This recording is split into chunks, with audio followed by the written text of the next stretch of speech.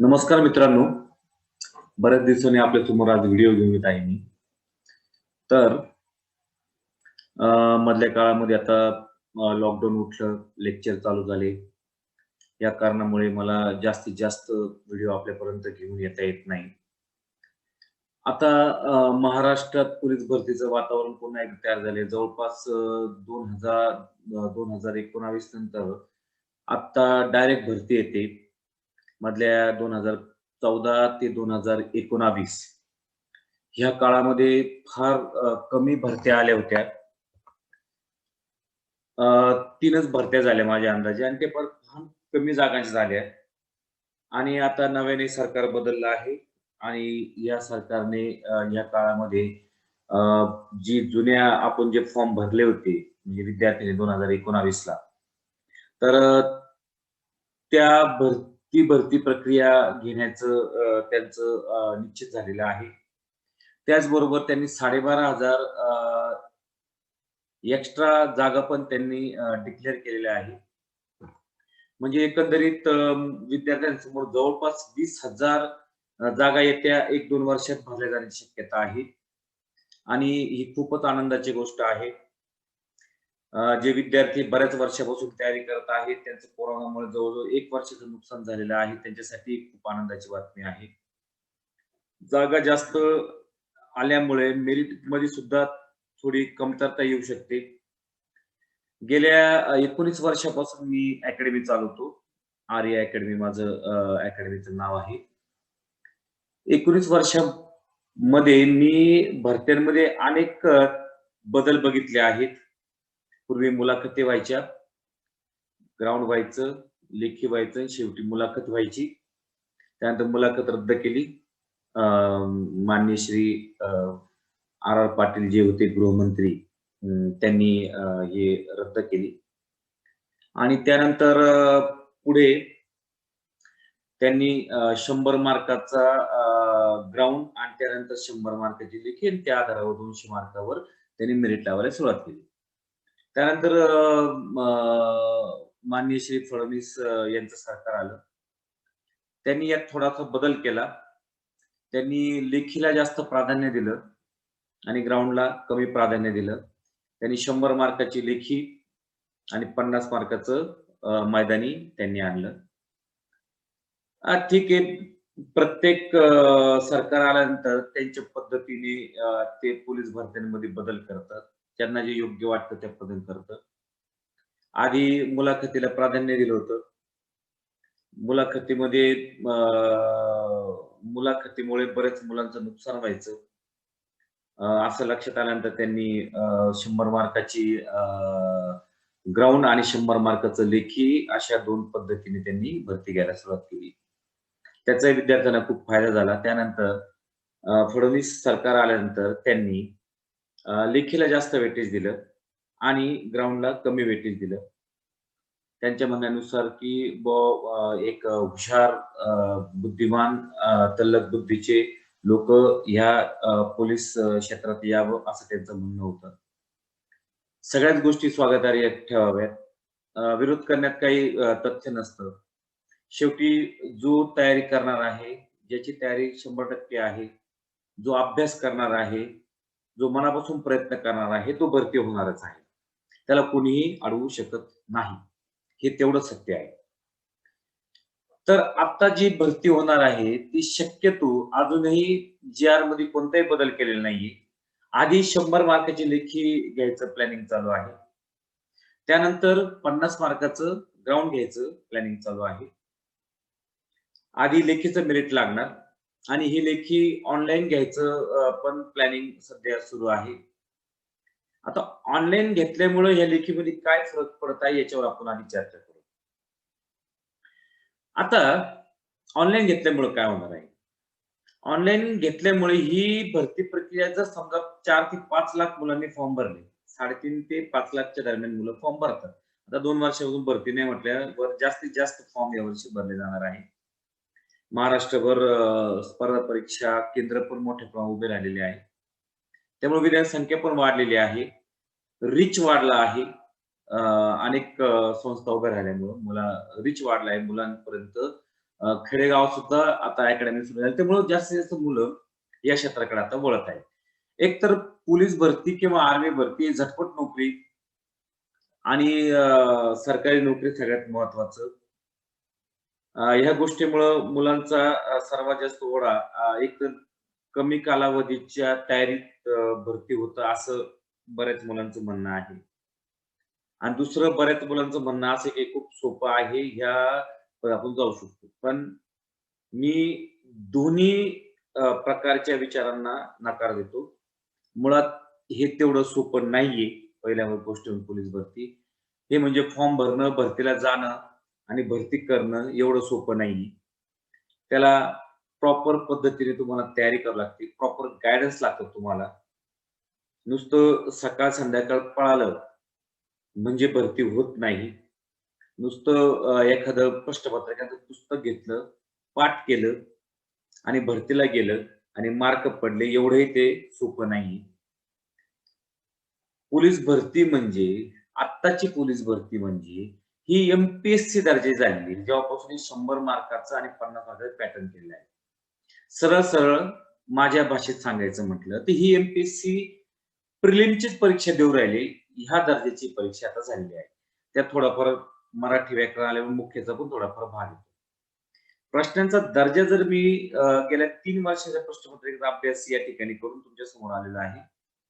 प्रश्नांचा दर्जाचा विचार केला, तर बऱ्याच ठिकाणी पेपर तर नेहमी-नेहमी पडणारे प्रश्न आहेतच, पण बऱ्याच ठिकाणी प्रश्न दर्जा हा एम-पी-एस-सीच्या दर्जाचा होता. गणिताचा विचार केला, तर एम-पी दर्जाचं गणित होतं. मराठी व्याकरण एम-पी-एससी दर्जाचं होतं. जी-के एम-पी दर्जाचे, चालू घडामोडीचे प्रश्न एम-पी दर्जाचे विचारले. त्यामुळे आता हे सरळ-सरळ एम-पी-एससी दर्जा झालेला आहे. हे पूर्वीसारखं राहिलेलं नाहीये. हे पुस्तक पाठ केलं, नेहमी-नेहमी येणारे प्रश्न पाठ केले, भरतीला गेलो आणि भरती झालो. एवढं सोपं आता राहिलेलं नाहीये. त्यामुळे हे डोक्यातून एक कल्पना काढा, की आता हे पोलीस भरती होणं खूप सोपं राहिलेलं आहे. प्रॉपर गाईडन्स, सातत्य पाहिजे, जिद्द पाहिजे, कष्ट करण्याची तयारी पाहिजे आणि ह्या सगळ्या गोष्टींतून शेवटी तुम्हाला एक पद मिळणार आहे. किमान किती तयारी करायची? हा प्रश्न मला बरेच मुलं विचारत असतात नेहमी. माझ्या पोलीस भरतीची पेज आहे त्याच्यावर. किती दिवस? तर किमान 6 महिने तयारी केली पाहिजे. 6 ते 1 वर्ष. एवढा कालावधी पोलीस भरती होण्यासाठी पुरेसा आहे. 3 आणि 4 वर्ष लागत नाही भरतीला. हे बऱ्याच जणांच्या कल्पना आहेत. 3-4 वर्ष लागतात. तुम्हाला जर प्रॉपर गाईडन्स मिळालं, तर तुम्ही 6 ते 1 वर्ष. काही-काही मुलं 3 महिन्यात सुद्धा भरती क्रॅक करताना दिसतात. पण 3 महिन्यात भरती क्रॅक करणारी मुलं कशी असतात? ऑलरेडी ते स्पोर्ट्स पण असतात. त्यांचं ग्राउंड बऱ्यापैकी चांगलं असतं. माझ्याकडे येणाऱ्या मुलांचा अनुभव सांगतो. त्यांना आम्ही लेखीचं प्रॉपर गाईडन्स देतो 3 महिने आणि त्यानंतर पुढचे 3 महिने ते इतर गोष्टी क्वेशन पेपर वगैरे सोडवणं आणि ती तयारी सेल्फ तयारी करतात आणि भरती होऊन जातात. आम्ही पण जेव्हा माझ्याकडे ॲडमिशनला मुलगा येतो, आम्ही त्यांना किमान 6 महिनेचा कोर्स करायला लावतो. जर एखाद्याच्या मुलाचा फिटनेस चांगला नसेल, मुलीचा फिटनेस चांगला नसेल, तिने याच्या आधी स्पोर्ट्स केलेलं नसेल, ग्राउंड केलेलं नसेल, तर अशा लोकांना आम्ही 1 वर्षाचा कोर्सचा सल्ला देतो. म्हणजे एखाद्याचं वजन समजा 80 ते 90 किलो असेल, तर अशा मुलाचं वजन आम्हाला 60 किलो पर्यंत आणावं लागतं. 20 किलो वजन कमी करण्यासाठी कमीत कमी 3 ते 4 महिने लागतात. डायटिंग वगैरे केलं तर कमी कालावधी होऊ शकतं. पण व्यायामाने जर कमी करायचं म्हटलं, तर सरासरी दर महिन्याला 4 किलो असं वजन गृहीत धरलं तरी 6 महिन्यामध्ये 24 किलोपर्यंत वजन आम्ही कमी करतो. म्हणून अशा मुलांसाठी आम्ही 1 वर्षाचा कोर्स आम्ही त्यांना सल्ला देतो त्यांच्या आई-वडिलांना, की तुम्ही 1 वर्षाचा कोर्स करा. आता किमान 6 महिने ते 1 वर्ष जर व्यवस्थित सातत्याने केलं, जिद्दीने केलं, तर 6 ते 1 वर्षाच्या कालावधीमध्ये सहजासहजी भरती होतात. काही मुलं मी असे पाहिले आहेत माझ्याकडे, की 3 महिन्याच्याच कोर्सवर त्यांनी नाशिक ग्रामीण सारख्या ठिकाणी, औरंगाबाद जेल सारख्या ठिकाणी किंवा पुण्यासारख्या ठिकाणी टॉपर मारले. अगदी 3 ते 6 महिन्याच्या कोर्समध्ये माझ्या बऱ्याच मुलांनी टॉपर मारले. म्हणजे त्या जोरावर मी सांगू शकतो, की बुवा जर मुलगा करणारा असेल, जिद्दी असेल, तर तो मुलगा 3 ते 6 महिन्यामध्ये सहजासहजी ही परीक्षा क्रॅक करू शकतो. सिलेबस किती दिवसात संपतो? हा एक प्रश्न बरेच मुलं मला विचारतात. सिलेबस संपवायला 3 महिने पुरेसे असतात. जर रोज 4 तास लेक्चर रेग्युलर केले तर. चांगल्या पद्धतीने ते पण. म्हणजे माझ्या अनुभवावरून सांगू शकतो, की अगदी कसाही मुलगा, कच्चा मुलगा जरी आला, तरी आम्ही एक साधारणतः 4 ते 6 महिने मध्ये त्याचा सिलेबस पूर्ण करतो. मध्यम दर्जाचा आला, तर 4 महिने पुरेसे ठरतात आणि एकदम चांगल्या दर्जाचा हुशार मुलगा असेल, तर 3 महिने त्याचा सिलेबस पूर्ण होऊन जातो. शिकवण्याचं सगळं पूर्ण होऊन जातं. पुढचे 3 महिने कशाला ठेवायचे असतात, तर पुढचे 3 महिने आम्ही एक्स्ट्रा त्याला लावायला सांगतो. त्याच्यामध्ये क्वेशन सोडवणे, क्वेशन पेपरचं विश्लेषण करणं, ह्या गोष्टी त्याच्यामध्ये चालतात. आता बरेच मुलं मला प्रश्न हा विचारतात, की हे नवीन पॅटर्न आलं, या नवीन पॅटर्ननुसार मेरिट किती जाईल? आता त्याच्याविषयी चर्चा करण्यासाठी या ठिकाणी मी आलेलो आहे. सगळ्यात पहिला ना तुमचा पेपर होणार आहे आणि तो पेपर होणार कॉम्प्युटरवर. आता मी परत सांगतो. कॉम्प्युटर पेपर होणार आहे 3 ते 4 लाख मुलं फॉर्म भरणार आहे. त्यामुळं किमान कालावधी 1 महिन्याचा तरी लागण्याची शक्यता आहे. 1 महिन्याचा कालावधी तरी पेपरसाठी लागण्याचा शक्यता आहे. कारण की तेवढे सेंटर्स उभे करणं, मुलांना सकाळची शिफ्ट, दुपारची शिफ्ट, संध्याकाळची शिफ्ट अशा 3 शिफ्टमध्ये पेपर घेतील ते. आता बघू गव्हर्नमेंट आहे. त्यांच्याकडं सगळ्याच गोष्टी असतात. 15 दिवसातही ते पेपर पूर्ण करून घेऊ शकतात. पण मागचा जो महापोर्टलचा अंदाज आहे, त्या अंदाजे सांगू शकतो, की 1 ते 3 महिन्यापर्यंत पेपर चालणार. आता याच्यामुळे गडबड काय होणार आहे? आता याच्यामुळे गडबड अशी होणार आहे, की सकाळच्या शिफ्टला वेगळा पेपर, दुपारच्या शिफ्टला वेगळा पेपर आणि संध्याकाळच्या शिफ्टला वेगळा पेपर. समजा 1 महिना जर भरती चालली, तर गव्हर्नमेंट म्हणजे जे काही चालवणारी संस्था आहे, महापोर्टल किंवा महापरीक्षा वगैरे, हे 90 पेपर काढणार.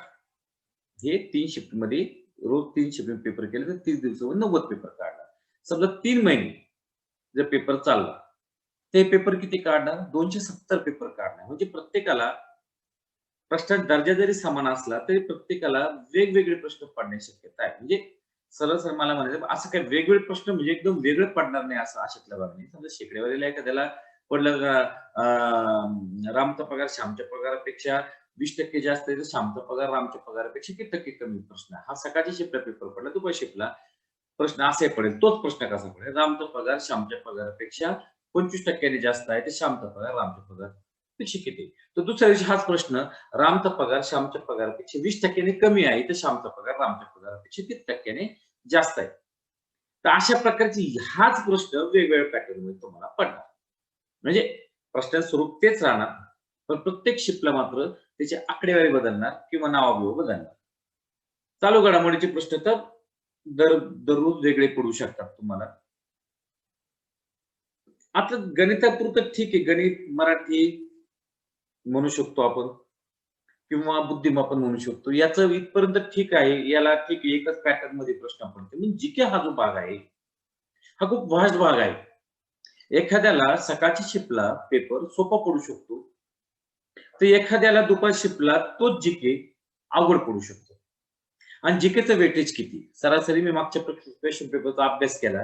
जर यांनी गणित 25 मार्काला, जी-के 25 मार्काला, मराठी 25 मार्काला आणि बुद्धिमत्ता 25 मार्काला ठेवलं तर काही प्रॉब्लेम नाही. पण यांनी जर जी-के 50 मार्काला ठेवलं, गणित 25 मार्काला ठेवलं, मराठी 15 मार्काला ठेवलं, बुद्धिमापन 10 मार्काला ठेवलं, तर मात्र अडचण होऊन जाईल. जी-के जर जास्त मार्काला पडलं, ज्याला जी-के समजा एखाद्या पेपरला जी-के जास्त मार्काला आलं, तर त्याला तो पेपर जी-के हा वास्ट विषय आहे. त्याला तो पेपर अवघड जाऊ शकतो किंवा एखाद्याला सोपा जाऊ शकतो. सकाळच्या सेशनला सोपे प्रश्न विचारले जाऊ शकतात, दुपारच्या सेशनला अवघड प्रश्न विचारले जाऊ शकतात. त्यामुळे तुम्हाला अभ्यास करताना जो काही सिलेबस दिलेला आहे, तो सिलेबस व्यवस्थित पाहून प्रत्येक कानाकोपरा व्यवस्थित करावा लागणार आहे. हे डोक्यात ठेवूनच परीक्षेला जा. कारण तुम्ही महापोर्टलची मागच्या वेळेची प्रश्न तुम्ही बघितले असतील. प्रश्नांचा दर्जा खूप हाय क्वालिटीचा होता आणि प्रश्न विचारताना हे बघा तुम्ही नीट अभ्यास करा महापोर्टलच्या क्वेश्चन पेपरचा. प्रश्न विचारताना नेहमी पडणारे प्रश्नांच्या टाइपचा प्रश्न नव्हता. विचार करणारा, बुद्धी चालवणारा त्याचं मार्क काढू शकतो अशा प्रकारची गणितं होती त्या ठिकाणी. साधी बेरीज न विचारता त्यांनी अनेक प्रकारचे मिक्सिंगचे उदाहरणं तयार केले होते. बेरीज, वजाबाकी, गुणाकार, भागाकार, बॉडमॅसचे टाइपची उदाहरणं किंवा अशी वेगवेगळी उदाहरणं केली होती. त्यामुळं ज्याला खरोखर गणित चांगलं जमतं त्यालाच ते उदाहरण, ज्याचं गणित खरोखर खूप चांगलं होतं, ज्याची प्रॅक्टिस खूप चांगली होती त्यालाच ते उदाहरण जमतं. म्हणजे मला सरळ म्हणायचं की सकाळच्या सेशनला एखाद्याला जर पेपर 100 मार्काचा पेपर खूप सोपा गेला असेल, दुपार सेशनला तेवढा तो लकी असेल म्हणून गॅरंटी कमी, त्याला थोडेसे चालू घडामोडीचे प्रश्न जास्त पडू शकतात. आम्ही याच्यावर चर्चा करणार आहे सगळ्या गोष्टी. त्यामुळे मेरिट किती लागेल हे नाही सांगू शकत. जसं रेल्वेच्या परीक्षेला त्याने नंतर परत मेरिट बदललं. अवघड पेपरवाल्यांचं थोडंसं वेगळं काढलं, सोप्या पेपर वेगळं काढलं. तर तसाच प्रकार इथं पण होऊ शकतो. शेवटी अनेक अनुभवातून गव्हर्नमेंटने सुद्धा बऱ्याच सुधारणा केलेल्या आहेत. त्यामुळे तसा प्रकार होण्याची शक्यता कमी आहे. त्या काय सरकारकडे मागच्या 2 वर्षाचा, 3 वर्षाचा स्पर्धा परीक्षांचा ऑनलाईनचा अनुभव आहे. त्यामुळे तसा प्रकार शक्यतो होणार नाही. त्यामुळे एवढं काही पॅनिक होऊन जाऊ नका, घाबरून जाऊ नका. आज आपण चर्चा करणार आहोत पेपर कसा सोडवायचा. आता 100 मार्काचा पेपर आधी येणार आहे, कसा सोडवायचा? याच्यामध्ये मला बऱ्याच मुलांनी प्रश्न विचारले होते. "सर आम्हाला अकॅडमी लावायची तुमच्याकडे काय स्पेशल आहे? कशी कुठं लावू? आमच्या गावात अकॅडमी आहे. कसा शोध घ्यायचा अकॅडमी?" याच्यावर देखील मी चर्चा करणार आहे. तर सगळ्यात पहिल्यांदा पेपर कसा सोडवावा आणि पेपरहून जास्तीत जास्त गुण कसे पडावे याच्यावर आपण चर्चा करणार. सगळ्यात पहिल्यांदा आपण पेपरचं सामान्य स्वरूप समजून घेऊ. तर शक्यतो गणिताचे जवळ-जवळ 20 ते 25, 30 पर्यंत घटक आहेत आणि गणितावरचे प्रश्न 25 मार्काला पडण्याची शक्यता आहे. सरासरी जर पेपर ऑनलाईन नाही झाला, तर मग प्रत्येक मुख्यालयाचा पद्धत वेगळी असते. काही ठिकाणी 50 सुद्धा प्रश्न गणिताचे विचारलेले आहेत. काही ठिकाणी 25 काही ठिकाणी 5च विचारलेले आहेत. सरासरी आपण म्हणू 25 प्रश्न गणिताला पडतात. सामान्य ज्ञान खूप व्हास्ट घटक आहे. त्याच्यामध्ये जवळ-जवळ 7 ते 8 घटक आहेत. कोणकोणते घटक आहेत? इतिहास आहे. इतिहासामध्ये समाज सुधारक पण येतात. भूगोल आहे, विज्ञान आहे, चालू घडामोडी आहे, अर्थशास्त्र आहे, ग्रामप्रशासन आहे, समाज सुधारक आहे, राज्यशास्त्र आहे. आता बरेच मुलं मला प्रश्न विचारतात, की सामान्य ज्ञानामध्ये सर्वात जास्त प्रश्नांचा घटक कोणता? तर सर्वात जास्त प्रश्नांचा घटक आहे भूगोल. आणि या भूगोलाचं सामान्य ज्ञान हे 2 मिळून प्रश्न पडतात. त्यामुळे भूगोल हा जवळ-जवळ 5 मार्काला पडू शकतो, 15ला पडू शकतो, 20 मार्काला पडू शकतो. आजकाल मी गेल्या 2-3 वर्षात जेव्हा अभ्यास केला प्रश्नपत्रिकांचा, तर विज्ञान विचारण्याकडे कल जास्त आहे. प्रश्नपत्रिका काढणारे जे कोणी असतात अधिकारी, ते हुशार अधिकारी असतात सगळे. एम-पी-एस-सी थ्रू त्यांचं सिलेक्शन झालेलं असतं. क्लास 1 अधिकारी असतात. त्यांचा अभ्यास तगडा असतो. त्यामुळं त्यांना माहीत असतं मुलांची मानसिकता काय आहे, कोणते विषय अवघड जातात. त्यामुळे त्यांचा पेपर काढताना त्यांचा कल हा विज्ञानाचे प्रश्न जास्त घालण्याकडे असतो. अर्थशास्त्राचे प्रश्न ॲड करण्याकडे असतो त्यांचा. ते रोज न्यूज वाचतात, न्यूज पाहतात कारण त्यांना सवय लागली अभ्यास करताना. एम-पी-एस-सी, यू-पी-एस-सी पास झालेले असतात ते. रोज 2 ते 3 तास न्यूज पाहत असतात ते. त्यामुळे त्यांचा कल चालू घडामोडी त्यांना माहीत असतं, की मुलं चालू घडामोडी जास्त वाचत नाहीत. कारण त्यांचे अनुभव पण त्यांचे बरोबर असतात. ते पण 2 ते 3 वर्ष अभ्यास करतात तेव्हा होतात. त्यांना पहिल्या वर्षाचा अनुभव, दुसऱ्या वर्षी, तिसऱ्या वर्षी अनुभव त्यांना माहीत असतं. त्यामुळे चालू घडामोडी टाकण्याकडे कल सर्वात जास्त आहे. विज्ञान टाकण्याकडे कल सर्वात जास्त आहे. कॉम्प्युटर, संगणक टाकण्याकडे त्यांचा कल सर्वात जास्त आहे सध्या आणि अर्थशास्त्र टाकण्याकडे कल सर्वात जास्त आहे. हे 4 घटकांवर प्रश्न पडले तर तो पेपर अवघड याच्यामध्ये मोडला जातो. कारण की बरेच मुलं वृत्तपत्र वाचत नाही. ॲपवर येणाऱ्या चालू घडामोडी पाठ करतात आणि हे सगळ्यात धोकेदायक आहे. ॲपवर येणाऱ्या चालू घडामोडी या म्हणजे अशा ते चालू घडामोडी चांगल्या नसतात असं मी म्हणत नाही. पण त्या पॉइंट टू पॉइंट दिलेल्या असतात. तुम्ही फुल न्यूज वाचलेली नसते. त्यामुळे बऱ्याच वेळा पॉइंट टू पॉइंट प्रश्न न विचारतात हे लोकं काय करतात मी सांगितले तुम्हाला हे यू-पी-एस-सी, एम-पी-एस-सी पास झालेले क्लास 1 अधिकारी असतात. हे अत्यंत हुशार असतात. त्यामुळे हे लोकांना माहीत असतं तुमचं वीक पॉइंट काय? ते तुम्हाला सरळ असा प्रश्न भारताचे पंतप्रधान कोण आहे? नरेंद्र मोदी असा प्रश्न ते विचारणार नाही. ते पंतप्रधानांविषयी इतर माहिती तुम्हाला विचारतील. ते इतर माहिती विचारतील जी त्या ॲपमध्ये पॉइंटमध्ये येत नाही. वेगळी माहिती विचारतील. म्हणजे तुम्हाला असं सरळ विचारणार नाही बिहारमध्ये निवडणुका झाल्या. आता सध्या कोणत्या राज्यात निवडणुका झाल्या. असं नाही विचारणार. ते विचारणार बिहारमध्ये ज्या निवडणुका झाल्या याच्यामध्ये कोणाचं सरकार स्थापन झालं? कोणाकोणाचं सरकार स्थापन झालं? अशा प्रकारचे ते खोलातले प्रश्न विचारायला सुरुवात करतात आणि बरेच मुलं पूर्ण बातम्या वाचत नाही, पॉइंट टू पॉइंट पाठांतर करतात. त्यामुळे परीक्षेला असे खोलातले प्रश्न पडल्यावर त्यांना अडचण निर्माण होऊ शकते. म्हणून चालू घडामोडी हा क्रुशियल विषय आजकाल 5 मी बऱ्याच क्वेश्चन पेपरमध्ये 5 ते 10 मार्काला घटक विचारताना पाहिले. काही ठिकाणी अजिबातच विचारले नाही. ठाणा शहरचा जर पेपर बघितला तर अजिबात विचारलं नाही. एखादी चालू घडामोडी पडलेली. मुंबई शहराला 1-2 पडलेले. पण काही सोलापूर सारख्या ठिकाणी, पुण्यासारख्या ठिकाणी 5 ते 6 चालू घडामोडी गेल्या 2-3 वर्षात पेपरला पडलेल्या आहेत. कारण त्यांना माहिती आहे, की मुलांचा पण काय ज्या ठिकाणी चालू घडामोडी सर्वात जास्त विचारलेल्या आहेत ना, तर त्या ठिकाणी मेरिट पण खूप कमी लागलेलं आहे लेखीचं गणित. एकंदरीत मेरिट पण कमी लागलेलं आहे. काही कोणत्या मुलगा सरासरी ग्राउंडला गेला ना, तर 50 पैकी 40च्या आसपास मार्क होणारा मुलगा तो पाडतो म्हणजे पाडतो. 40 ते 45 कोणतीही मुलगी ग्राउंडला गेली म्हणजे 35 ते 45 च्या दरम्यान मार्क पाडणार म्हणजे पाडणार.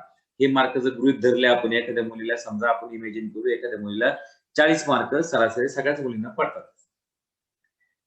ह्या वर्षीचं मेरिट हे सगळं लेखीवर राहणार आहे. ज्या मुलीला 80-85 मार्क पडतील, ती मुलगी 125-130 मार्काच्या दरम्यान मार्क पडून ती मुलगी भरती होऊन जाणार आहे. या वर्षीचं मी सरळ-सरळ मेरिट जर सांगायचा अंदाज मांडायचं ठरलं, तर लेखीला 90-95 मार्क पाडणारा मुलगा आणि ग्राउंडला 42-45 मार्क पाडणारा मुलगा, असा 135 च्या पुढेच मेरिट जाणार आहे मुलांचं आणि मुलींचा विचार केला तर 125 च्या पुढेच मेरिट जाणार आहे.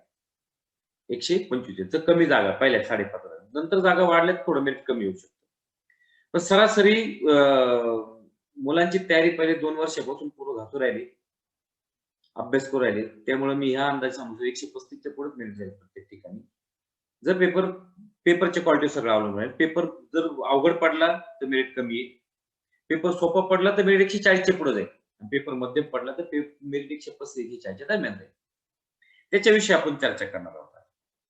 अर्थशास्त्राचे प्रश्न आजकाल टाकायला लागले. इतिहासाचे प्रश्न टाकायला लागले. इतिहासाचे प्रश्न टाकताना मी एक गोष्ट मला लक्षात आली. हे एन्शियंट हिस्ट्री टाकतात. एम-पी-एस-सी वाले जे नवीन अधिकारी आता येऊ राहिले ना, यांनी एन्शियंट हिस्ट्री टाकलेली गेल्या 7-8 वर्षापासून. एन्शियंट हिस्ट्री यांचा अभ्यास चांगला आहे. त्यामुळे हे काय करतात, एखादा प्रश्न एन्शियंट हिस्ट्रीचा टाकतात. आणि एन्शियंट हिस्ट्री बऱ्याच ठिकाणी शिकवली जात नाही आणि बरेच मुलं एन्शियंट हिस्ट्रीचा अभ्यास करतात. आणि हे बरोबर तुमची ती वीक पॉइंट शोधतात आणि एन्शियंट हिस्ट्रीचा प्रश्न टाकतात. विधानाचे प्रश्न टाकतात. विधान सरळ प्रश्न नेहमीपणे टाकणार नाही. काहीतरी विचार करायला लावणारे प्रश्न टाकणार. आयन कसा तयार होतो? अणूचं संयोजन कसं होतं? कसं होतं? याच्यावरचे प्रश्न विचारणार तुम्हाला. गुरुत्वाकर्षणाचे प्रश्न विचारणार. तुम्हाला त्वरणाचे प्रश्न विचारणार. एखादं उदाहरण विचारणार. इज इक्वल टू एच स्क्वेअरचं उदाहरण विचारणार. उदाहरण नाही विचारणार, पण त्याच्याविषयी फलक माहिती विचारली जाणार. जे पाठ केलेलं असेल त्यांना मात्र हे बघा, पहिली गोष्ट लक्षात ठेवा. स्पर्धा परीक्षा ही पाठ करायचा घटक नाही. स्पर्धा परीक्षा ही पाठ करायचा घटक नाही. भूकंपट्ट्यावाल्यांचा इथं विषय नाही. इथं भूकंपट्ट्यांचा विषय नाहीये आणि शायनिंग मारायचा विषय नाहीये. लय घोकून उत्तर बऱ्याच जणांना वर्गात जमतात माझ्यासमोर, पण परीक्षेला त्यांना मार्क काढता येत नाही. कारण की ते जे शिकवलेलं आहे ते घोकून येतात. पण जे विचारपूर्वक अशा भूकंपट्ट्यावाल्यांना थोडा वाकडा प्रश्न पडला ना, त्यांची ते हँग होऊन जातात. भूकंपट्ट्यांचा विषय नाही. हा विषय चांगला समजून घेण्याचा विषय आहे. म्हणून सामान्य ज्ञानामध्ये विषय चांगला समजून घेण्याकडे तुमचा कल असला पाहिजे. विषय चांगला समजल्यावर पुढे जायचंच नाही. सुरुवातीला थोडं जड जातं. सगळं विज्ञान विषय घेतला, इतिहास विषय घेतला. हे लक्षात ठेवायला थोडे अवघड जातात. विज्ञानाची भाषा थोडी अवघड जाते. पण कालांतराने तुम्ही जितक्या वेळा वाचत जाल, तितक्या वेळा तुम्ही त्याच्या फॅमिलीवर. किती वेळा रिव्हिजन द्यायची असते जीकेची? कमीत कमी 25 वेळा, जास्तीत जास्त 50 वेळा. त्याच्यापेक्षा जास्त दिलं तर उत्तम. तर या विषयात एवढ्या वेळा रिव्हिजन दिल्यावर तुम्ही परीक्षेला गेल्यावर कन्फ्यूज होणार नाही आणि विषय चांगला समजून घेतला असेल तुम्ही कन्फ्यूज होणार नाही. इतिहास, भूगोल इतिहास 2 ते 3 मार्काला पडतो. शक्यतो एन्शियंट हिस्ट्री फार कमी वेळ पडले, पण आधुनिक भारताचा इतिहास हा जास्त वेळ पडलेला आहे. त्यानंतर तुम्हाला चालू घडामोडीवर जास्त प्रश्न पडतात. अर्थशास्त्र प्रश्न विचारले, बँकिंग, स्वतंत्र भारतावर कोणी करत नाही. इंदिरा गांधींचा काळ, अटल बिहारी वाजपेयींचा काळ, त्याचबरोबर इतर जे कोणते पंतप्रधान होईल त्यांचा काळ ह्याच्यावर पण कुणी विचार करत नाही जास्त. फक्त पंचवर्षीय योजना पाठ करून जातात. त्या काळात घडलेल्या इतर गोष्टी पाठ करत नाही. मनमोहन सिंगाच्या काळावर जास्त प्रश्न पडतात. खौजा धोरण वगैरे, वगैरे, वगैरे. ग्राम प्रशासनावर फरक कमी पडतात. तलाठ्याचं कार्य, ग्रामसेवकाचं कार्य याच्यावर प्रश्न पडतात. ते एवढं काही त्याच्यावर नॉर्मल नेहमी पडणारे प्रश्न पडतात ग्राम प्रशासनावर. समाज सुधारकावर एक साधारणतः कमीत कमी 5 समाज सुधारक महत्त्वाचे आहेत एम-पी-एस-सीचे आणि जास्तीत जास्त 12 ते 15 समाज सुधारक पडतात. आधी कर्वे-बिर्वे सुद्धा विचारत नाही. कर्वे तर महत्त्वाचे समाज सुधारक कर्वे, भाऊराव पाटील वगैरे, वगैरे. पण इतरही समाज सुधारक तुम्हाला विचारले जाऊ शकतात. राज्यशास्त्रावर सहसा चालू घडामोडीचा प्रश्न पडतो. कुठे निवडणुका झाल्या? काय झालं? लोकसभेचा अध्यक्ष कोण आहे? सध्या भारताचे पंतप्रधान कोण आहे? सध्या भारताचं राज्यसभेचं राज्यसभेचे अध्यक्ष कोण आहेत? असे प्रश्न चालू राज्यसभेत जास्त करून पडतात तुम्हाला. सामान्य ज्ञान हा घटक कमीत कमी 25 मार्काला पडू शकतो. जास्तीत जास्त 50 मार्काला पडू शकतो. जास्तीत जास्त 50. एखाद्याला वाटलं तर तो 70 मार्काला सुद्धा सामान्य ज्ञानाचा घटक टाकू शकतो आणि सामान्य ज्ञानाचा घटक जास्त मार्काला पडला, तो पेपर अवघड असतो हे नेहमी डोक्यात ठेवा. एक वेळ गणित जमतं, पण सामान्य ज्ञान इतकं व्हास्ट आहे आणि इतकं कन्फ्यूज करतं परीक्षेला. प्रश्न इतके कन्फ्यूज करतात. जर 50 मार्काला सामान्य ज्ञानाचे प्रश्न पडले, तर 50 पैकी 50 सहसा कोणीच काढू शकत नाही. 45 सुद्धा पाडणं मुश्किल जातं. कारण कन्फ्युजनमुळे तुमचे 4 ते 5 तुम्हाला येतं ते उत्तर माहीत असतं, पण तुम्ही वेळेत कन्फ्यूज होऊन जाता. त्यामुळे सामान्य ज्ञानाचे जास्त प्रश्न पडणं म्हणजे पेपर अवघड असण्याचं लक्षण असतं. सामान्य ज्ञानामध्ये 2-3 प्रकारचे प्रश्न पडतात. एक नेहमी पडणारे प्रश्न पडतात. नेहमी पडणारे प्रश्न जसं मागच्या 19 ला झाला होता, ठाणा शहरचा पेपर झाला होता. नेहमी पडणारे प्रश्न होते. मी एकदम काही मुलांना 98, 99 काही नाही 100 पैकी 100 मार्क पडले. नेहमी पडणारे प्रश्न असेल सामान्य ज्ञानाला काही अडचण नाहीये. हे रोज तुम्ही ऐकत राहतात कुठं ना कुठं इंटरनेटवर म्हणा, ॲपवर म्हणा किंवा क्वेश्चन पेपरमध्ये म्हणा, जेव्हा मी जे पाठवतो क्वेश्चन त्याच्यामध्ये म्हणा. हे नेहमी येणारे प्रश्न. ते पडलं तर काही अडचण नाही. बऱ्यापैकी पाठ झाले पण त्यातही माझे चांगले काही विद्यार्थी कन्फ्यूज झाले होते. ज्यांनी खूप हाय लेव्हलचा अभ्यास केला होता आणि नेहमी पडणाऱ्या प्रश्नांवर कमी भर दिला होता, ते वेळेला कन्फ्यूज होऊन गेले. त्यांना साधे उत्तर जमले नाही. काही मुलांना तर असा अनुभव आला, असा मला अनुभव सांगितला मुलांनी, येत होतं आणि वेळेला चुकून दिलं. येत होतं, वेळेला चुकून वेळेला काहीतरी गणगण केली, एकदम खुश झाले ठाणा शहरच्या पेपरमध्ये, उड्या मारत पेपर दिला आणि वेळेला चुका करून मोकळे झाले. सामान्य ज्ञान हा अत्यंत क्रुशियल घटक आहे. तो एकदम प्रोफेशनली शिकवला गेला पाहिजे आणि प्रोफेशनल त्याचा अभ्यास केला गेला पाहिजे. बुद्धिमापनचे प्रश्न बऱ्याच मुलांना वाटतं बुद्धिमापन म्हणजे सगळ्यात सोपं. बरेच मुलं बुद्धिमापनला खूप कमी वेटेज येतात परीक्षेला. हे एकदम चुकीचं आहे. सगळ्यात जी नंतर सगळ्यात जास्त मार्क घालवणारा घटक जर कोणता असेल तर गणित नाही तर तो बुद्धिमापन. कारण ह्या बुद्धिमापनचे प्रश्न त्याला विचार करून उत्तर द्यावं लागतं. इगो कंपट्टीचा मुळात हा घटकच नाही. विचार करून उत्तर द्यावं लागतं आणि बऱ्याच वेळेला परीक्षेला टेन्शनमध्ये तुम्ही तुमची विचारशक्ती थांबून जाते. परीक्षेला गेल्यानंतर तुमचा मेंदू किती काम करतो? बऱ्याच मुलांचा मेंदू फक्त 20% काम करतो परीक्षेला गेल्यावर. कारण परीक्षेचं टेन्शन इतकं जबरदस्त कारण वर्षभराची तयारी असते. अभ्यास केलेला असतो बऱ्याच दिवसापासून आणि 1 ते 1.5 तासामध्ये तुमचा सगळा आयुष्याचा निकाल लागणार असतो. 1 ते दीड तासाचा पेपर असेल 100 मार्काचा, 1.5 तासामध्ये टेन्शन असेल डोक्यामध्ये 90च्या पुढे पडलं तर झालो, वर्दी चढली, मी भरती. एक गोळा फेकायचे, तुम्हाला 2च चान्स मिळतात. त्या 2 मिनिटांमध्ये अख्ख्या आयुष्याचा निकाल लागून जातो. गोळा फाऊल गेला, घाबरून गेलं, आउट ऑफ गोळा असतो अकॅडमिक ग्राउंड करताना. वेळेला फाऊल गेला, घाबरून गोळा फेकला. जो गोळा तिथं 10 मार्काचा आउट ऑफ होता, त्या गोळ्याला 8च मार्क आले. 2 मार्कांनी टेन्शन वाढतं. आणि त्याचा परिणाम पुढे 100 मीटरला होतो. त्याचा परिणाम पुढे 1600 मीटरला होतो. ह्या गोष्टींसाठी मी तुम्हाला सांगतो, की सातत्य खूप गरजेचं आहे.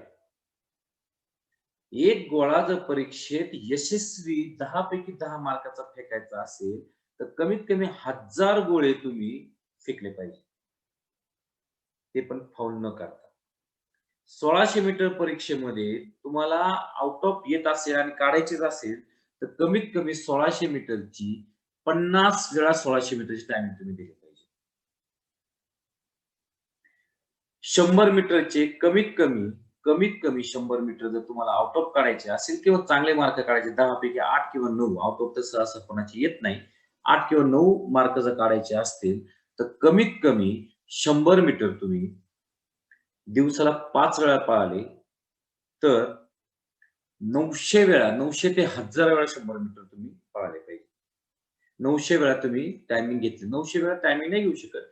पण 900 पैकी कमीत कमी 200 ते 300 वेळा तुम्ही टायमिंग घेतली पाहिजे. तेव्हा तुम्हाला ते ग्राउंडचे मार्क येतात. लेखीचे तर मी आधीच सांगितलं तुम्हाला 25 मिनिमम तुम्हाला रिव्हिजन द्यावे लागते. त्यानंतर प्रश्नोत्तर सराव तुम्हाला करणं गरजेचं आहे. मी रोज एक प्रश्नोत्तर टाकत असतो. 100 आतापर्यंत जवळ-जवळ 60 प्रश्नपत्रिका मी टाकले आहे WhatsAppला. जे मला हाय मेसेज पाठवतात त्यांना क्वेश्चन पेपर मी टाकत असतो. कमीत कमी 200 ते 200 क्वेश्चन सोडवले पाहिजे. माझ्या अकॅडमीत मी डेली पेपर सोडून घेत असतो. मराठी व्याकरणावर आता चर्चा करू. मराठी व्याकरणाचा बरेच मुलं मराठी व्याकरण खूप लाईटली घेतात. खूप सुंदर मराठी बोलता येतं याचा अर्थ खूप पक्का आहे मराठीमध्ये असा अर्थ होत नाही. मराठी व्याकरण हा गणितासारखा अभ्यास करण्याचा घटक आहे. त्यामुळे त्याला त्या विषयाला बिलकुल लाईटली घेऊ नका. थोडं पुढे जाऊ आपण आता. कसा प्रश्नपत्रिकांचा अभ्यास करा.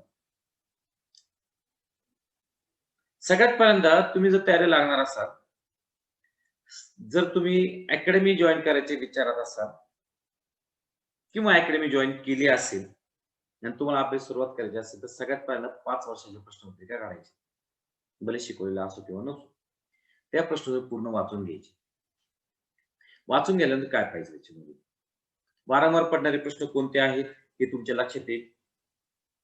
त्यानंतर त्यांचं विश्लेषण करायचं, भले शिकवलेलं असो किंवा नसो. कोणत्या प्रश्नावर सर्वात जास्त भर दिलेला आहे? तसं बघा काही प्रश्न.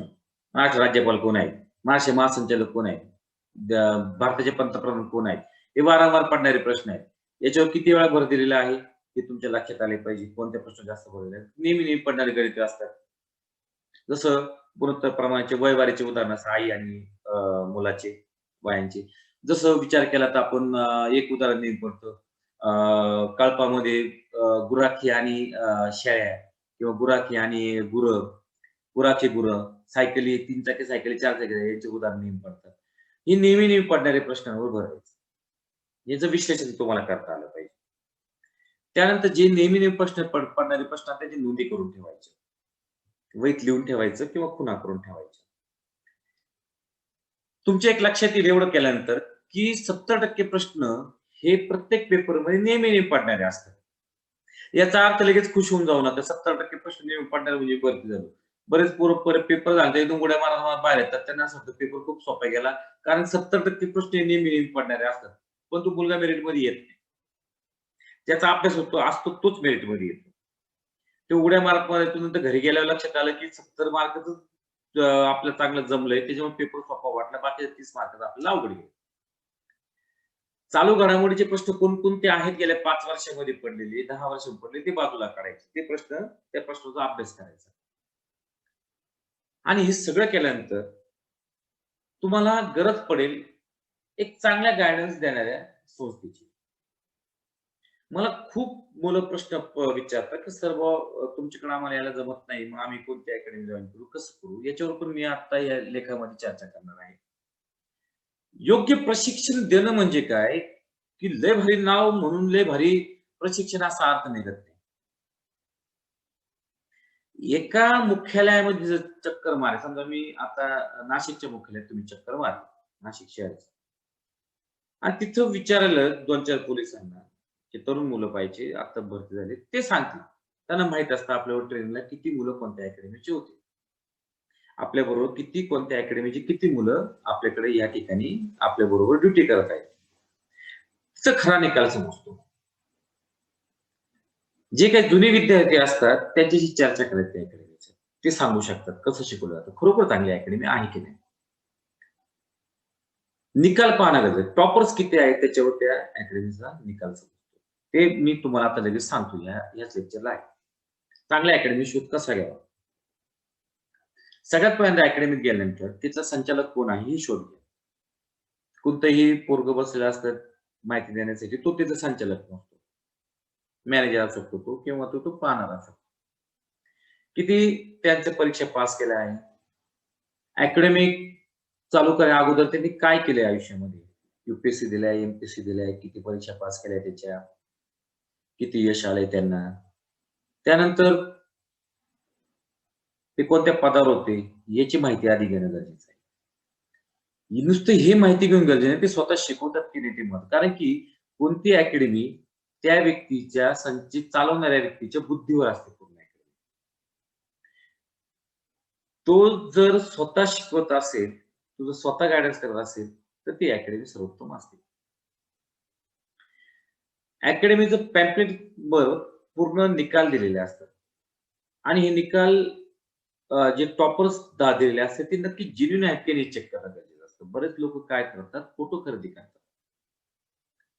सत्कार-बित्कार करायच्या निमित्ताने फोटो खरेदी करतात किंवा बऱ्याच गोष्टी करतात. अकॅडमी निकाल किती टॉपर्स आलेले आहे. कसा निकाल आहे गेल्या 2 वर्षाचा, तो चेक करणं गरजेचं असतं. त्यानंतर दुसरं ते नाही तर तिथल्या विद्यार्थ्यांबरोबर चर्चा करायची असते. जी अकॅडमी तुम्हाला डेमो देते, त्यांना पूर्ण कॉन्फिडन्स असतं की दे आर द बेस्ट. ते उत्तम आहे. आणि जर डेमोला देऊन उपयोग नाही. डेमोमध्ये बसल्यावर तुम्हाला त्यांचं शिकवणं कसं आहे. आता भले डेमोच्या वेळेला ते कोणत्याही भलताच विषय चालू असेल, तुम्ही कधी गेल्यानंतर वेगळाच विषय चालू असतो. पण तेवढं जरी बसले, तरी ते किती जीव काढतात मुलांसाठी. बाकीची मुलं कशी उत्तरं द्यायची जे जुने आहेत, त्याच्यावर ठरतं की मुलांचा अभ्यास कसा आहे. मुलं जास्त उत्तरं देत असतील, मुलांची उत्तरं बरोबर येत असतील, ते प्रश्न विचारताना किंवा तुम्ही जेवढे 2 तास बसले थोडं जरी तुम्हाला समजलं, एखादा घटक चांगला, तर तुमच्या लक्षात येऊन जाईल यांचं शिकवणं कशा प्रकारचं आहे. संचालक स्वतः शिकवणं गरजेचं आहे आणि त्यांचे डेमो लेक्चर करणं गरजेचं आहे. लय फी म्हणजे लय भारी अकॅडमी. असं कधीच नसतं. असं कधीच नसतं. बऱ्याच लोकांना वाटतं 1.25 लाख आणि 5 लाख, 2 लाख फी भरायची म्हणजे लय भारी अकॅडमी असं अजिबात नसतं. तर हे डोक्यातून पहिलं काढून टाका. कारण की बऱ्याच संस्था ह्याच जीवावर चालतात, की जास्त फी लावायची म्हणजे आपण लय भारी अकॅडमी आहोत असं सिद्ध लोकांना वाटायला लागतं आणि ते त्या आधारे तुमच्याकडून बऱ्यापैकी तुमची लुबाडणूक करतात आणि नंतर तुमच्या लक्षात येतं, "अरे, इथं काहीच नाहीये. आपण फसलोय." पण नंतर तुम्हाला वेगळं काय करणार आहे. बघा, आयुष्यात एकदाच पैसे भरणार असता तुम्ही, तुमचे पालक. एकदाच तुम्हाला संधी देत असतात. त्यामुळे खूप विचारपूर्वक हे निर्णय घ्यायचे असतात. खूप स्वस्तही नको, खूप स्वस्तही तर तुम्हाला फॅसिलिटी देऊ शकत नाही चांगल्या, चांगले शिक्षक देऊ शकत नाही आणि खूप महाग असला म्हणजे लय भारी असंही भाग नसतो. बरेच मुलं माझ्याकडे येतात. आल्यानंतर त्यांना मी एका शब्दात सांगतो, शिकवणं या महत्त्वाच्या गोष्टीसाठी आले तुम्ही, शिकवणं. आमचं ग्राउंड कसं शिकवतो, लेखी कसं शिकवतो. बाकी माझ्याकडे 2 फॅसिलिटी कमी असेल, नो प्रॉब्लेम. पण ह्या 2 गोष्टी मेन कोणत्या 2 गोष्टी तुम्हाला शिकवणं लागतं. कसं शिकवलं जातं, निकाल कसा आहे, ग्राउंड कसं शिकवतात आणि ग्राउंड किती मेंटेन आहे. ह्या गोष्टी पाहणं गरजेचं असतं. त्यानंतर आता हॉस्टेल-बिस्टेल भाग हा अत्यंत गौण असतो. काही लोकांना वाटतं हॉस्टेल खूप भारी पाहिजे, मला मित्र-बित्र होतील. हॉस्टेल हा गौण भाग असतो. तुम्ही हॉस्टेलला फक्त झोपायला जातात. रात्री 9:00ला तुम्ही हॉस्टेलला जातात आणि सकाळी 7:00ला तुम्ही उठून येतात. त्यामुळं तुम्हाला फक्त राहण्यापुरती जागा असेल, तरी पुरेसं रूम तुम्ही रूमवर राहा, नाहीतर हॉस्टेलला राहा. काही प्रॉब्लेम नाही. तुम्हाला फक्त राहण्यापुरतं. कारण रात्री 9-10 वाजेपर्यंत तुम्ही अभ्यासिकेमध्ये अकॅडमीच्या अभ्यासिकेत अभ्यास करतच असता. त्यामुळे तुम्हाला तेवढा वेळच नसतो. आणि तसं ग्राउंड घेऊन केल्यानंतर तुम्ही थकवा येतो. कधी-कधी 7:00ला तुम्ही झोपण्यापुरतं फक्त हॉस्टेलला राहता. बाकी जेवणा-बिवणाचं म्हणाल तर तुम्हाला बाहेरच मेस लावाव्या लागतात आणि बाहेरून मेसमधून जेवण आहे. तुम्ही पाहिजे तसा डबा तुम्ही ॲडजस्ट करू शकता. खूप भारी नोट छापल्या म्हणजे लय भारी अकॅडमी असं कधीच समजायचं नाही. याचं कारण असं आहे, की नोट्स फक्त हा दिखावा असतो. परंतु मार्केटमध्ये नवीन-नवीन प्रकारची इतकी सुंदर-सुंदर पुस्तकं असतात, या नोट्समुळे काय करतो आपण, या नोट्सचा म्हणजे ती अकॅडमी आपल्याला नोट देते, आपण त्याच्याकडे पुस्तकं पूर्णपणे दुर्लक्ष करतो. दरवर्षी पेपरचं पॅटर्न बदललं असेल, ते पॅटर्ननुसार तो प्रकाशक किंवा जो लेखक असतो, तो त्यानुसार ते पुस्तक तयार करतो आणि दरवर्षी नवीन पॅटर्ननुसार नवीन पुस्तक येतं. ते पुस्तक तुमच्या हातात येणं गरजेचं असतं. ह्या नोट्स एकदाच छापलेल्या असतात. 2020 साली तुम्ही ॲडमिशन घेतात, 2011 ला नोट छापलेल्या असतात. त्यात चालू घडामोडी सोडता कोणतेही चेंजेस केलेले नसतात. पण 2011 च्या पॅटर्न आणि 2020 च्या पॅटर्न जमीन आसमान फरक आहे. समजा 2011 चं मी जर कोकिळा प्रकाशनाचं पुस्तक घेतलेलं आहे माझ्याकडे. मी 2020 चं आत्ता पाहिलं, तर त्यात पूर्णपणे बदल आहे. त्या प्रकाशकाने काय केलंय, की 2000 ह्या दरम्यानच्या काळामध्ये एम-पी-एस-सीला जे काही नवीन प्रश्न आलेले आहेत, ते ॲड केलेले आहेत त्याच्यामध्ये. त्यामुळे मी 2011 चं पुस्तक नाही वापरत. मी 2000 दरवर्षी मी कोकिळा प्रकाशनाचं नवीन पुस्तक घेणार गणिताचं. दरवर्षी मी तात्याचा ठोकळा किंवा कोणताही ठोकळा तुम्ही वाचत असाल, तर दरवर्षी मी त्याचा ते मला आवडतं पुस्तक दरवर्षी नवीन घेणार, कारण त्यात बदल झालेले असतात. भले माझे पैसे जरी वाया गेले तरी चालतं. समजा मी बुद्धिमापनला समजा मी कोणते पुस्तक वापरतो, अंकलिपी वापरत असेल. मी 2011 चं वापरेन, मी 2020 चं वापरेन. कारण बुद्धिमापनच्या प्रश्नांमध्ये पण नवीन काहीतरी पॅटर्न आलेले असतात, ते त्याच्यामध्ये ॲड केलेले असतात. ते समजलं. कारण ह्या तुमच्या पॅटर्नवर तुमचा पेपर तयार होतो. त्यामुळे नोट्स देणं नोट देते म्हणजे लय भारी अकॅडमी हा शब्द वापरला. उलट आम्ही तर काय करतो, मुलांना पुस्तक यादी देतो. "अरे बाळांनो, हे वाचा. ह्या वर्षी हे पुस्तक खूप चांगलं आहे. ह्या वर्षी हे पुस्तक खूप चांगलं आहे." आम्ही ती यादी देतो. तुमच्या हातात काय पाहिजे? सगळ्यात पहिला तुमच्या हातात पाहिजे, जुन्या प्रश्नपत्रिकांचं विश्लेषण करणारा ठोकळा. मी कोणाची जाहिरात करत नाही. पण सर्वोत्तम ठोकळा जर आपला कोणता असेल, तर हाडवेचा ठोकळा हा सर्वोत्तम ठोकळा आहे विश्लेषणाचा. हाडवे जे पुस्तक करतात, त्यांचे नवीन-नवीन पॅटर्न चांगले येतात आणि विश्लेषण पण खूप सुंदर परफेक्ट विश्लेषण दिलेलं असतं. बरेच लोकं म्हणतात, "लय भारी ब्रँड." आपण टीव्ही घ्यायला जात नाही. टीव्ही घ्यायला जात नाही आपण. ब्रँडपेक्षा तुम्ही ज्या अकॅडमीत जाताय ना, त्यात भले ती ब्रँड असं डेव्हलप होत नाही, माझाही ब्रँड आहे, मी असं म्हणत नाही. आजच्या परिस्थितीत तो ब्रँड कसा चालू आहे, ती माहिती काढण्यात येते. आणि नेहमी लक्षात ठेवायचं, लेखी आणि मैदानी प्रशिक्षण हेच किंग आहे पोलीस भरतीमध्ये. बाकीच्या गोष्टी गौण आहे. बाकीच्या गोष्टी गौण आहे. हे 2 गोष्टीच किंग आहे. या 2 गोष्टी चांगल्या भेटल्या तर तुम्ही भरती होणार. तुम्हाला किती भारी गादी दिली झोपायला आणि किती भारी पंचपक्वान्न जेवण दिले जेवायला. ह्या गादीमुळे आणि जेवणामुळे तुम्ही भरती होणार नाही. ते बरेच गरीब मुलं येतात संगमनेरला माझ्याकडे शिकायला. स्वतः भाकरी करून खातात. गरीब असतात, त्यांच्याकडे एवढे पैसे नसतात. रूमवर राहतात. हॉस्टेल त्यांना परवडत नाही माझं. त्या मुलांनी सुद्धा भरत्या काढलेल्या आहेत. कारण त्यांना पळायचं असतं. त्यांना भरती काढायची असते. तर ते मुलं सुद्धा भरती होताना मी पाहिलेले आहेत. मी असं म्हणत नाही की त्यांनी माझ्या हॉस्टेलला थांबावं. त्यांना नाही. ते म्हणतात, "आम्हाला नाही परवडणार तुमची एवढी 3,000 आणि 4,000 फी. आम्ही रूमवर रूम घेतात. स्वतःचं करून खातात. 1500-2000 त्यांचा महिना निघतो आणि जास्त कालावधी पण ते करत नाहीत. खूप काही 2 आणि 4 वर्ष करत नाहीत. फक्त 6 महिने कोर्स करतात, निघून जातात आणि डायरेक्ट निकाल आल्यावर आम्हाला फोन करून सांगतात, "सर, आमचं काम झालेलं आहे. धन्यवाद." म्हणून फॅसिलिटीपेक्षा दर्जा हा नेहमी चेक करायचा असतो सगळ्यात महत्त्वाचा. आता पुढे जाऊ आपण मेन भागाकडे, पेपर कसा सोडवायचा.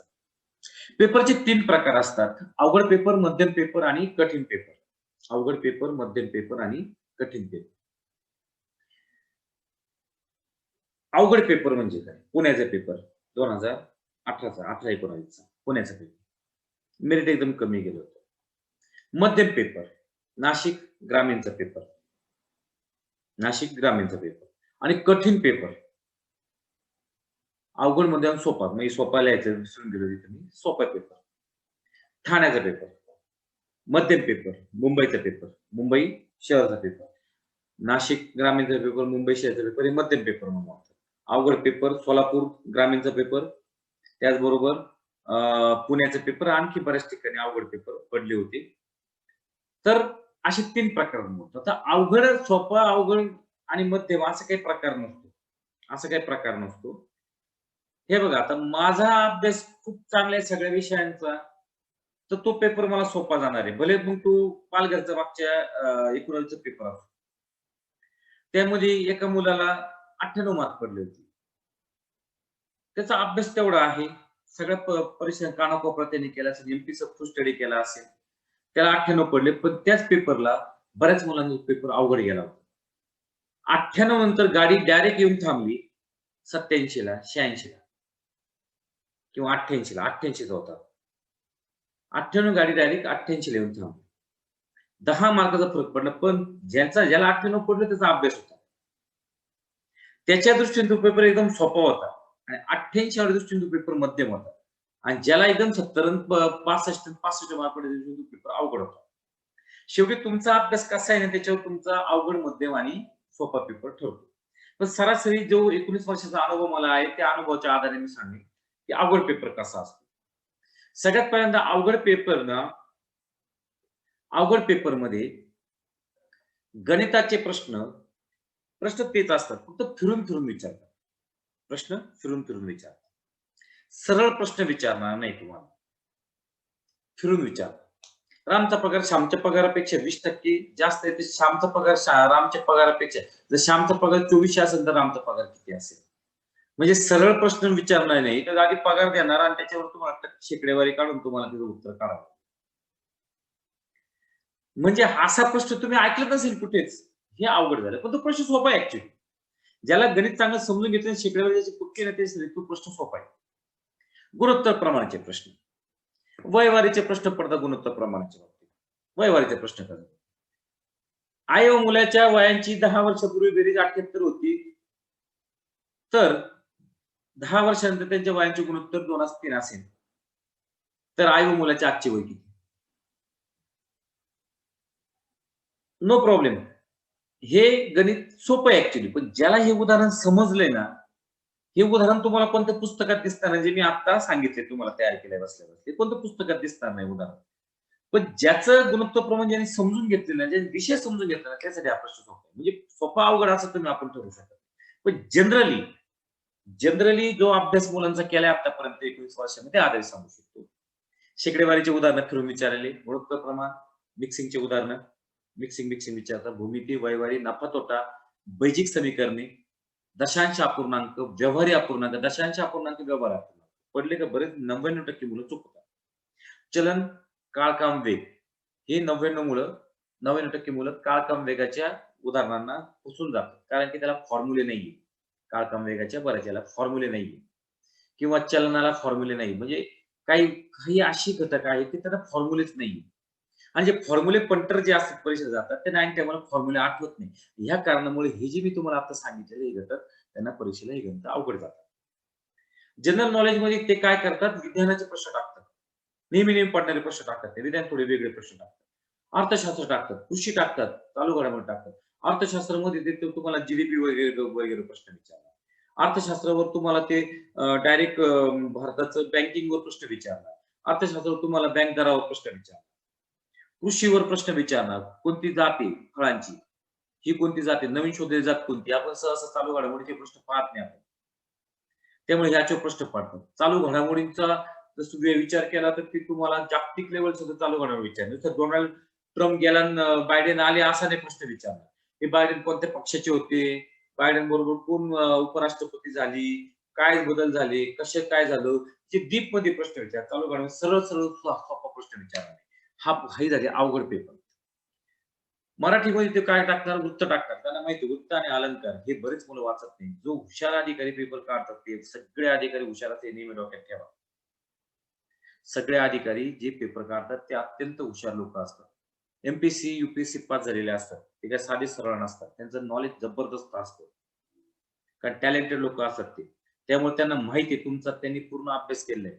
आणि त्यांच्यामध्ये जे वीक पॉइंट आहे ते वीक पॉइंट सुद्धा त्यांना माहिती आहे. त्यांच्यामध्ये स्वतः वीक पॉइंट त्यांना माहिती आहे पोरांमध्ये कोणते वीक पॉइंट आहे. ते बघा वृत्त, अलंकार, समास, संधी, शब्दसिद्धी, प्रयोग, वाक्यपृथक्करण याच्यावर वाक्यपृथक्करण प्रश्न टाकतात. वाक्यपृथक्करण बऱ्याच मुलांना जमत 90% मुलांना अलंकार 90% 99% मुलं वृत्त आणि अलंकार करत नाही. समास 99% मुलं चुकवतात आणि हे प्रश्न पडले का त्याला मराठी आवड गेलंच म्हणून सांगतात. वर्गात जातो, विशेषण वगैरे वगैरे जे महत्वाचे सुरुवाती शब्दांचे आड जाती वगैरे वगैरे करून जातो. आणि त्यावेळेला असे प्रश्न पडल्यावर हे त्यांनी वाचलं नसतं. बरेच मुलांना ना प्रश्न ऑप्शनमध्ये प्रकरण टाकायची सवय राहते आणि त्या ठिकाणी तो मार्क. त्यानंतर बुद्धिमापन. बुद्धिमान ठोकरायची उदाहरणं वर एक आहे तर खाली कोणता येईल. नातेसंबंध नॉर्मली बरेच मुलं चांगल्या नातेसंबंधामध्ये पण बऱ्याच वेळा किचकट नातेसंबंध विचारतात, की त्याच्यात ते डायग्राम काढून सोडावं लागतं. अशा वेळी मुलांची अडचण होऊन जाते. नातेसंबंध तुटण्याची शक्यता जास्त असते. दिशा. दिशामध्ये सरळ दिशा विचारला ना, तो उत्तरेकडे गेला, उजव्या वळाला, परत उजवीकडे वळाला आणि कोणत्या दिशेला आहे. याला काही प्रॉब्लेम नाहीये. पण दिशेमध्ये जर तो साधू उलटा आहे आणि तो सूर्याकडे पाहून तो योगासन करत आहे, शीर्षासन करत आहे, तर त्याच्या डाव्या बाजूला मंदिर असेल, काय काय असेल उजव्या बाजूला वगैरे, वगैरे. अशा प्रकारचे प्रश्न. आकृत्यांचे प्रश्न हे सहसा 99% मुलांना सुटतात आकृतीचे प्रश्न. सांकेतिक भाषा 99% मुलांचे प्रश्न सुटतात सांकेतिक भाषेचे. सांकेतिक भाषा, सांकेतिक लिपी, माहितीचे पृथ्थकरण प्रश्न पडला, तर उगाच अख्ख्या 1000 मुलं जर परीक्षेला बसले, उगाच 2-4 जणांना ते माहितीचे पृथ्थकरणाचे प्रश्न जमतात. आणि माहिती पृथ्थकरणामध्ये बऱ्याच किचकट गोष्टी टाकलेल्या असतात. दिशा, कालमापनाचे प्रश्न सुटतात. 26 फेब्रुवारी 2020 ला जर ही तारीख होती तर 28 फेब्रुवारी 2024 ला कोणती तारीख असेल अशा प्रकारचे प्रश्न. माहितीचे पृथक्करण, दिशा, कालमापन आणि दिनदर्शिका याच्यावर गॅरंटीड प्रश्न पडला. हे प्रश्न पडले की बुद्धिमापनला विकेट पडलीच म्हणून समजा. आता बरेच मुलं विचारतात की अवघड पेपर पडल्यावर मेरिट किती लागेल? आता 150चं मेरिट येणार त्याच्यावर मी सध्या मेरिटवर पूर्ण चर्चा करणार नाही. मी लेखीवर फक्त लेखीच्या पेपरवर चर्चा करेन. तर अवघड पेपरमध्ये ना नेहमी पडणारे प्रश्न हे 60 ते 70 असतात. 60च प्रश्न असतात आणि 40 प्रश्न हे तुम्हाला बाकीचे हे जे आता आपण चर्चा केली त्याच्यावर असतात. चालू घडामोडीचे प्रश्न एकदम डीपमध्ये विचारतात. नियुक्त्यावर जास्त प्रश्न होतात. नियुक्त्या मुलांच्या कच्च्या असतात. नियुक्त्या म्हणजे सध्या कोणत्या समितीवर कोण बसवलं, काय बसवलं वगैरे, वगैरे. पुरस्कार विचारतात. ऑस्करचे पुरस्कार सहसा लक्षात राहत नाही. कोणी कोणते स्पर्धा जिंकल्या विम्बल्डनच्या सहसा मुलांच्या लक्षात राहत नाही. किंवा विम्बल्डनचं नुसतं विजेता, उपविजेता विचारणार. चालू घडामोडी असे प्रश्न. नियुक्त्या, जागतिक, राष्ट्रीय अशा प्रकारचे प्रश्न पडला तर तो पेपर अवघड असतो. विज्ञानाचे प्रश्न मध्ये विचारताना काय करणार ते चालू घडामोडीचा त्याला 10 मार्काचे विज्ञान प्रश्न विचारणार. त्यात नेहमी पडणारे 7 प्रश्न असतात 3 प्रश्न असे असतात, की त्याच्यामध्ये ते विचारणार तुम्हाला काय झालं? उपग्रह कोणता सोडला? नवीन शस्त्र कोणतं भारताने शोधलं? पुरस्कार कोणते दिले? किंवा अभियांत्रिकी प्रगती भारताची कशाप्रकारे झाली? काय नवीन शोध लागले भारतामध्ये? कोरोनाच्या कोव्हॅक्सिन संदर्भातले प्रश्न विचारतील. कोणी तयार केली? कशी तयार केली? कशा पद्धतीने तयार केली जाते? बॅक्टेरिया विचारला जाईल, व्हायरस विचारला जाईल यावर्षी. अशा प्रकारचे विज्ञानाचे प्रश्न बरेच मुलं सहसा करत नाही आणि त्यांचा त्या ठिकाणी मार्ग असतो. गणिताचे प्रश्न जर म्हणाल तर सहसा एमपीएससी जे अवघड प्रश्न पडतात ना, ते प्रश्न जर तुम्हाला इकडे पडले, तर ते प्रश्न तुम्हाला अवघड गेले जातात. आणि मगाशी मी चर्चा केली गणिताच्या प्रश्नासंदर्भात. अर्थशास्त्राचे प्रश्न म्हणाल ते मुद्दामून योजना विचारणार. नवीन योजना, जसं नीती आयोग स्थापन केलेला आहे, त्याच्यावर प्रश्न विचारणार. अर्थसंकल्प विचारणार. अर्थसंकल्प सहसा कोणीच वाचत नाही. मी फक्त थोडक्यात बोलतो, बऱ्याच गोष्टी आहे. मला जेवढं बोलायचं तर खूप मोठं लेक्चर मी देऊ शकत नाही. लोकसंख्या संदर्भात प्रश्न विचारणार. नवीन आता 2021 चा नवीन लोकसंख्या शोधली म्हणजे नवीन मोजली जाईल. जीडीपी, बँक ह्या संदर्भातले प्रश्न तुम्हाला विचारले जातील. बँक दर वगैरे, वगैरे. त्यात कृषी पिकांच्या जाती, औषधे, नवीन कोणते शोध लागले, कोणत्या प्रकारचे रोग आलाय भारतामध्ये, त्या रोगावर कोणतं औषध वापरायचं, कोणत्या कापसावर पडणारे रोग, अशा प्रकारचे कृषीचे प्रश्न पडतात. बरेच मुलं कृषीचा अभ्यास करून जात नाही. बऱ्याच ठिकाणी कृषी सध्या शिकवलाच जात नाही. आणि कृषीचे प्रश्न तुम्ही 2018च्या पेपरमध्ये जर बघितले तर भरपूर कृषीचे प्रश्न बऱ्याच ठिकाणी पडलेले आहेत. आणि ह्या कृषीच्या प्रश्नामुळे 1 मार्काचा जरी प्रश्न पडला तर विकेट पडले जाऊ शकते. आहे छोटासा घटक पण बरेच मुलं त्याचा अभ्यास करत नाही. कृषीचा अपूर्ण डीपमध्ये अभ्यास करणं गरजेचं आहे. कारण गुरांच्या जाती, नवीन गायीच्या जाती, कोणती गाय सर्वात जास्त दूध देते, त्याचा फॅट किती, शेळी कोणती आहे, कोंबडी कोणती आहे, खाण्यालायक कोंबडी कोणती आहे, कोणती कोंबडी अंडे भरपूर देते, अशा प्रकारचे प्रश्न तुम्हाला कृषीमध्ये विचारतात आणि सामान्य ज्ञानाचे प्रश्न असतात. कृषी विषय जरी तुम्हाला सिलेबसला दिला नसला, तरी सामान्य ज्ञानाचा प्रश्न म्हणतो घटक पडू शकतो. प्राचीन इतिहासावर 1 ते 2 प्रश्न पडणार म्हणजे पडणार आणि त्याच्यामध्ये बऱ्याच मुलांची विकेट पडते. त्यानंतर त्यानंतर ग्रामप्रशासनाचे कन्फ्यूज प्रश्न पडणारे प्रश्न. जर सहसा काय प्रश्न पडतो? पोलीस पाटलाची नियुक्ती कोण करतो? हा प्रश्न नेहमी कन्फ्यूज करणारा प्रश्न असतो. बरेच मुलं याच्यामध्ये कन्फ्यूज होऊन जातात. अशा प्रकारचे अनेक प्रश्न आहेत. जसं ग्रामपंचायतीमध्ये उतारा कोण देतो? आणि ग्रामपंचायत कर कोण गोळा करतो? ग्रामपंचायतीत कर कोण करतो? आणि शेती कर कोण गोळा करतो? अशा प्रकारे कन्फ्युजनचे प्रश्न असतात आणि बऱ्याच मुलांचे मार्क जातात. मेरिट किती लागू शकतं अवघड पेपरचं? अवघड पेपरचं मेरिट जाऊ शकतं 82 ते 88 पर्यंत पेपर 100 पैकी 82 ते 88 म्हणजे शेवटी बघा नेहमी पडणारे प्रश्न किती पडतात त्याच्यावर जर नेहमी पडणारे प्रश्न जर 7च पडले तर मेरिट 82 ला जाईल. नेहमी पडणारे प्रश्न 70 पडले तर मेरिट 88 ला जाईल. मी मी हे बोलतोय तुम्हाला म्हणून मेरिट 82 ते 88 ला जाईल. ओपनचं मेरिट त्याच्यापैकी 85 ते 88 पर्यंत जाईल. आता 40% जागा ओपनसाठी आहे. बाकी 60% आता आरक्षण आहे. त्यामुळे ओपनचं मेरिट 85 ते 88 पर्यंत जाईल. म्हणजे 40% जागा आता ओपनसाठी राहिल्या आहे. एनटी बी, सी, जे काही असतात किंवा ओबीसी असतात त्यांचं मेरिट 82 ते 85 जाईल. त्यात एससीचं मेरिट जर अवघड पेपर पडला तर 82 ते 84 जाईल. एससी आणि ओबीसी मध्ये आता विशेष फरक राहिले. उलट काही ठिकाणी एससीचं मेरिट ओबीसी पेक्षा जास्त जायला लागलं. उलट ओबीसीचं मेरिट मी बोललो त्या अंदाजापेक्षा कमी लागू शकतो. ओबीसीचं तुमचं एसटी इतकं मेरिट लागू शकतं. त्यानंतर एसटीचं मेरिट 82 ते 80 ते 82 लोएस्ट आणि ओपन महिलांचा जर अवघड पेपर पडला पुण्यासारखा मागच्या वर्षीचा तर 70 ते 75 मार्क त्यांना काढावेच लागतील कोणत्याही परिस्थितीमध्ये. मध्यम पेपर म्हणजे काय? मध्यम पेपर अवघड पेपर विशेष फरक नसतो. जर अवघड पेपरमध्ये नेहमी पडणारे प्रश्न 60 असतील तर मध्यम पेपरमध्ये नेहमी पडणारे प्रश्न 70 असतील. हा 10चा फरक पडतो. फरक फक्त मध्यम पेपर. बाकी 30 प्रश्न हे अवघड पेपर सारखेच अवघड असतात मध्यम पेपरमध्ये. मध्यम पेपरचं मेरिट किती जाऊ शकतं? सहसा प्रश्न कन्फ्यूज करणारे प्रश्न हे नेहमी पडणाऱ्या प्रश्नामध्ये मध्यम पेपरमध्ये असे नेहमी लक्षात ठेवा. किती मेरिट? 88 ते 94. मध्यम पेपर म्हणजे नाशिक ग्रामीणचा पेपर.